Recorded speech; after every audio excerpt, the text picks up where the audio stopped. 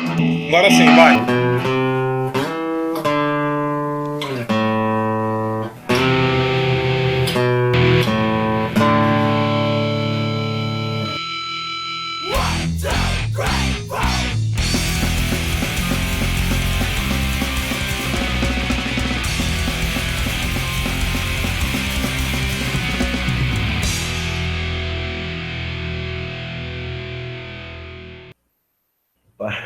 Alô, você que não tem mais o que fazer. Vocês devem estar imaginando, né? Por que eu estou tão parado, estou correndo aqui com algumas coisas.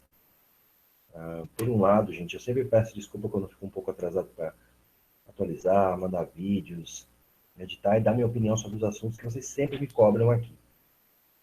Especialmente porque na internet a gente sabe que rolam várias opiniões de várias coisas, as pessoas estão sempre querendo falar a respeito dos assuntos e sempre vão por um campo bastante ligado a uma pesquisa da cabeça delas. Né? Não que eu seja um grande pesquisador, um gênio, mas assim, na falta completa de pessoas especializadas, eu creio que eu posso estar participando entre os especializados para falar alguma coisa. Né? E me pediram, vocês imaginam sobre o que, né? Para falar de Charlottesville, que estão falando e falando, comentando, vários intelectuais falando a respeito disso, né? Neonazista tomando soco na mandíbula de cuspir os caninos me fez sorrir? Eu confesso que me fez um pouquinho. Agora, apoiar um gesto desses pode ser muito perigoso. Então eu resolvi dar aí meus 3 dedos de prosa a respeito do assunto e já aproveitar para responder algumas questões ligadas à ideia do anarquismo, ligadas à ideia de como o anarquismo resolve um problema muito complexo na sociedade humana em geral, que é a questão da justiça. Qual é a nossa visão, pelo menos a visão da maior parte das pessoas anarquistas com quem eu ando, tem isso também, né? Porque o anarquismo também, assim como o marxismo, tem uma série de subdivisões, que a gente nunca teve assim, oportunidade de destrinchar por aqui. A gente falou um pouquinho disso em alguns hangouts, quando teve os anarco-hangouts do ano passado, que o pessoal começou a falar sobre plataformismo e tal, e eu sei que um monte de gente que assiste o canal, a maior parte não é anarquista, então, tipo, começaram, pô, mas do que vocês estão falando, né? Então, isso também exige que eu fale um pouquinho a respeito disso. Mas vamos falar dessa questão do Charlottesville, né?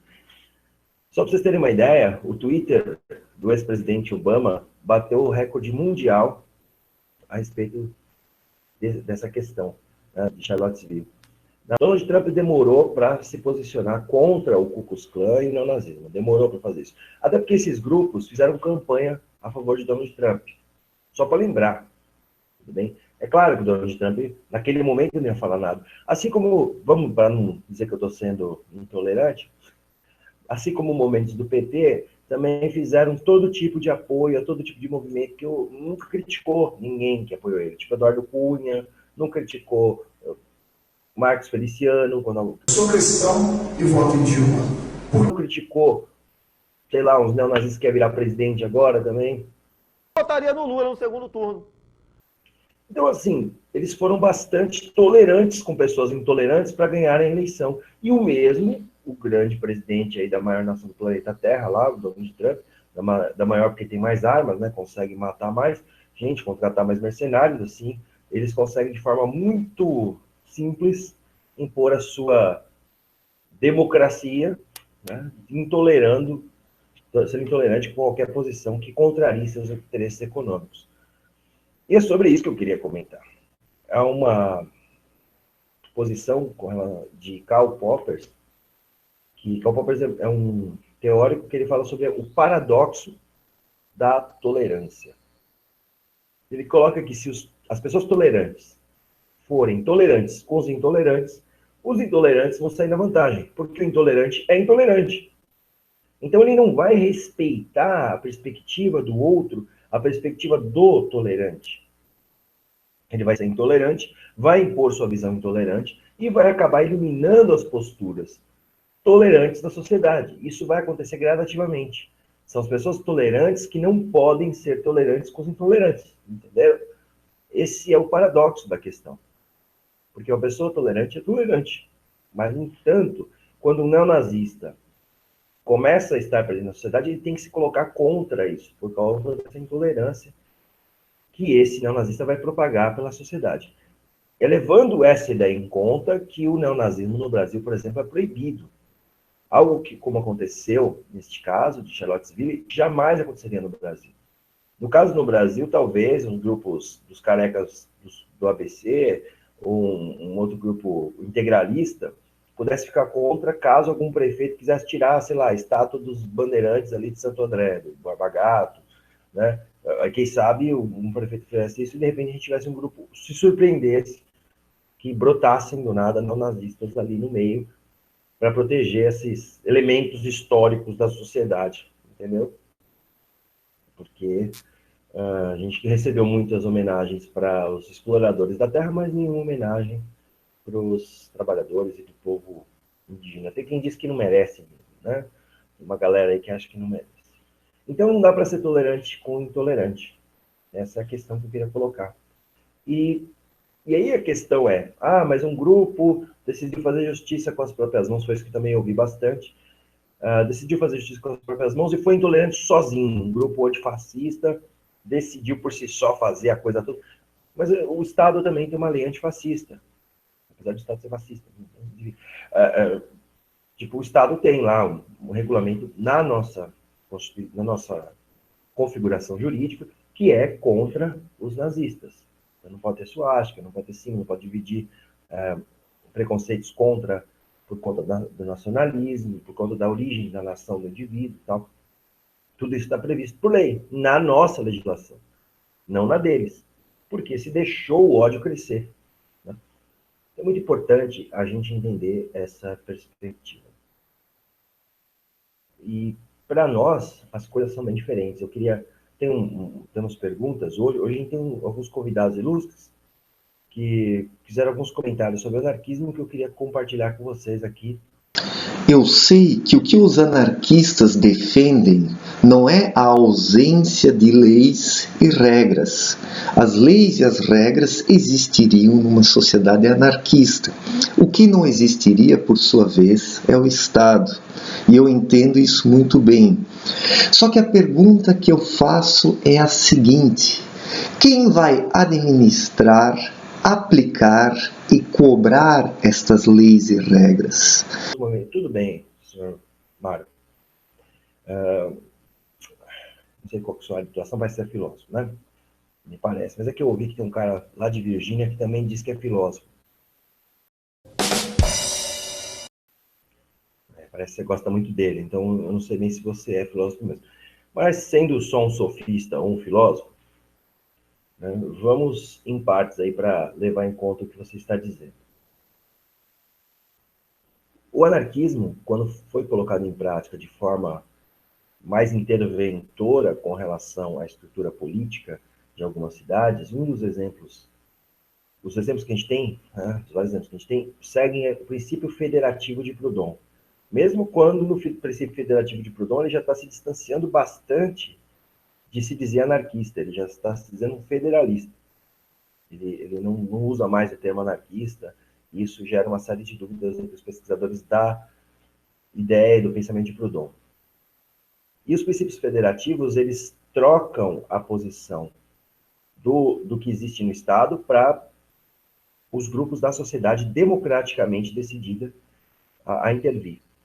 Então, a polícia passa a ser um grupo da sociedade que troca essa polícia para uma gestão local de pessoas que vão estar cuidando da segurança.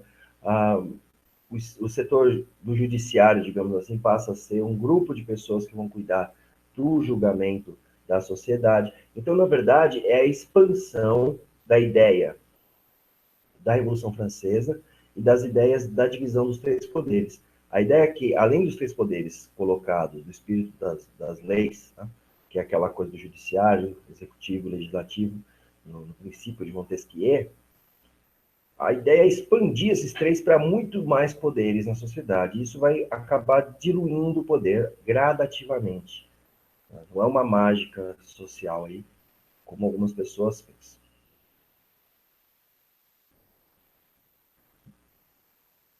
burguês e tudo mais.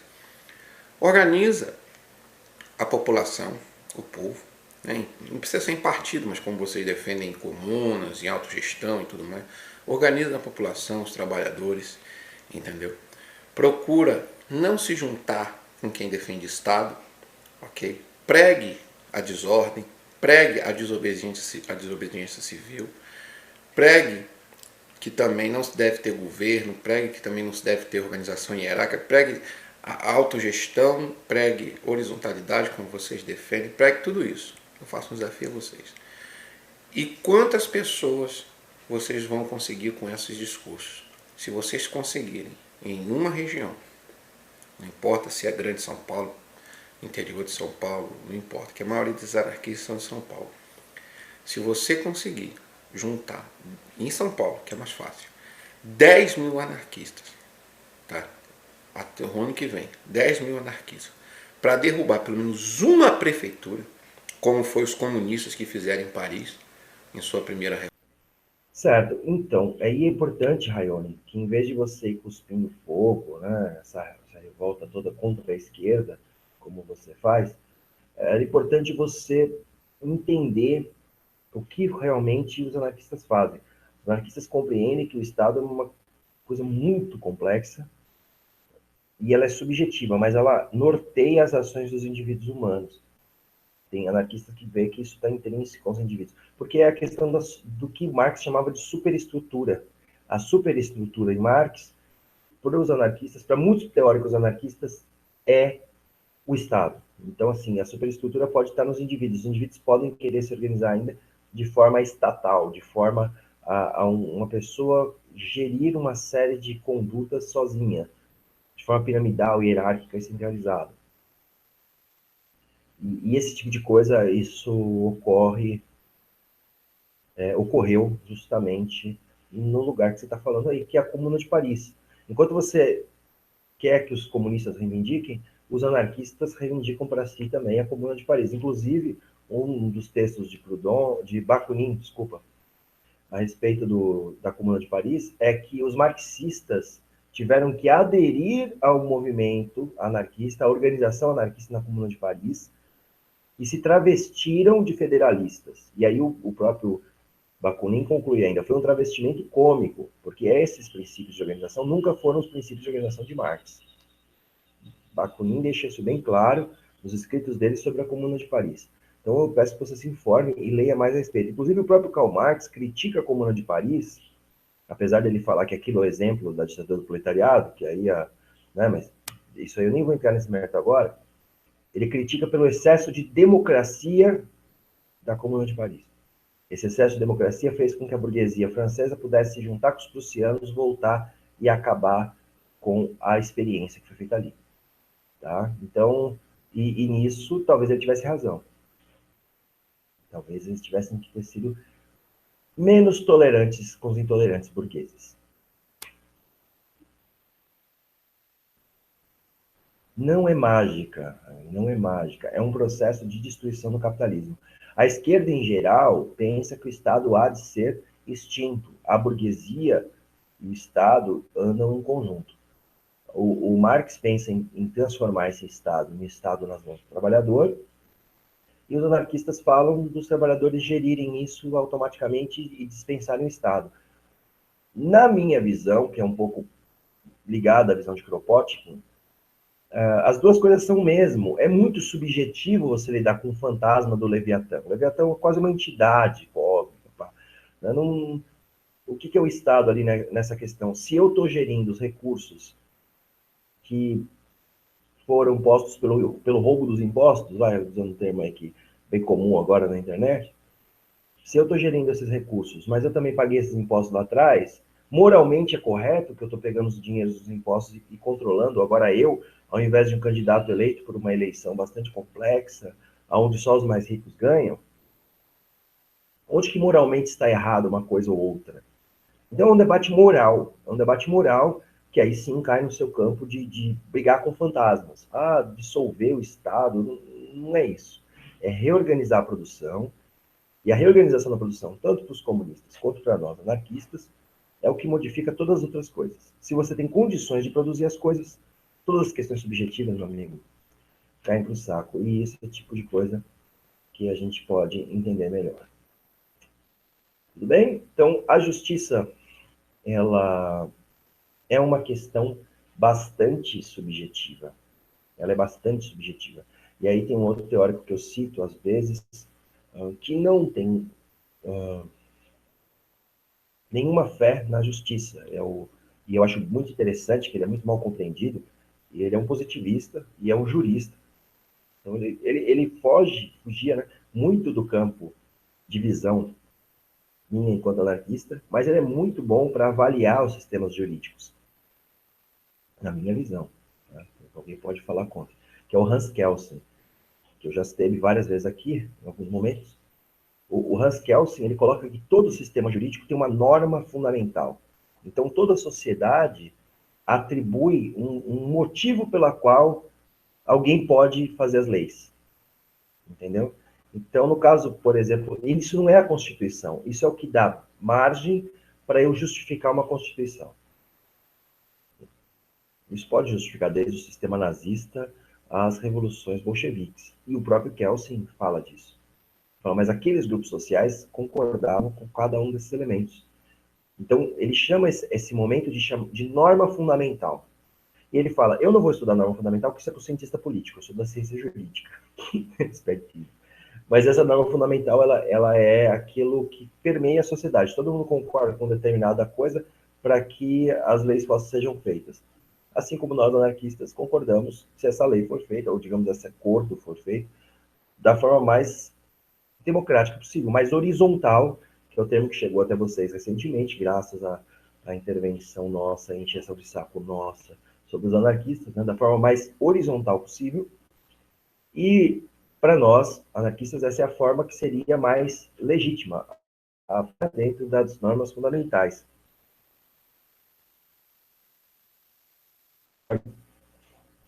E, a partir daí, se construiria todo o arcabouço jurídico das sociedades. E todas elas são construídas assim. Veja como bom positivista, ele consegue pegar um elemento comum entre várias coisas, que sejam das mais diversas. O positivista faz muito isso, né? O Durkheim faz isso na sociologia durkheimiana. Qualquer coisa de agrupamento social, ele pega um ponto em comum em todo tipo de agrupamento social e utiliza para avaliar tudo. Mas eu gosto dessa avaliação do Kelsen porque ela é muito mal compreendida na filosofia do direito. E ela é uma avaliação muito importante para a gente entender sociologicamente o campo de avaliação de todos os modelos jurídicos de justiça, tolerância e intolerância de uma sociedade.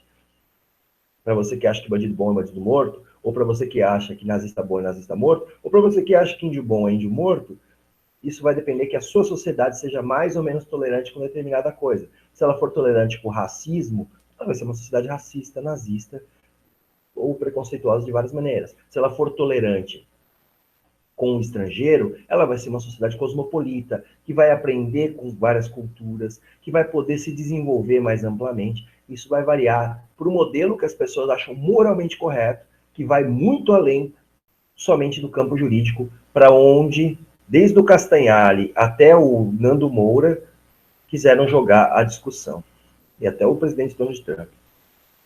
A verdade é que, para nós, pessoas tolerantes, e eu me enquadro nisso, pelo menos dentro da minha própria concepção, me achar que não, está aí a descrição do vídeo, para nós temos que criar formas e condições da tolerância se ampliar contra os intolerantes. Fascistas não passarão. Mais uma vez, pregar a pacificação do país. E até aproveito para cumprimentar.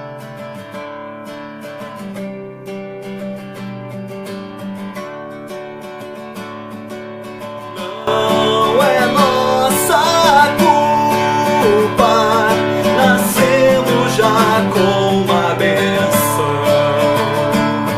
mas isso não é desculpa pela má distribuição. Tanta riqueza por aí, onde é que está? Cadê sua fração? Com tanta riqueza por aí, onde é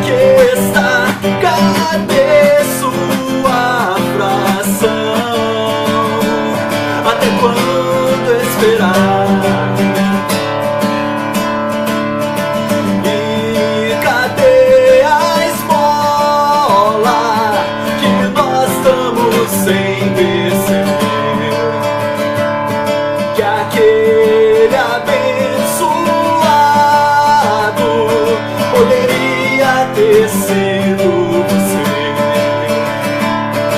Com tanta riqueza por aí, onde é que está? Cadê sua fração? Com tanta riqueza por aí, onde é que está? Cadê sua fração? Como somos um país cristão, Deus acima de tudo. Esperando a ajuda de Deus. Até quando esperar? E ajoelhar. É o estado de espera. Vamos fazer o Brasil para as maiorias. As minorias têm que se curvar às maiorias. Maiorias se adaptam ou simplesmente desaparecem. Posso vigiar seu carro, te pedir trocados, engraxar seus sapatos.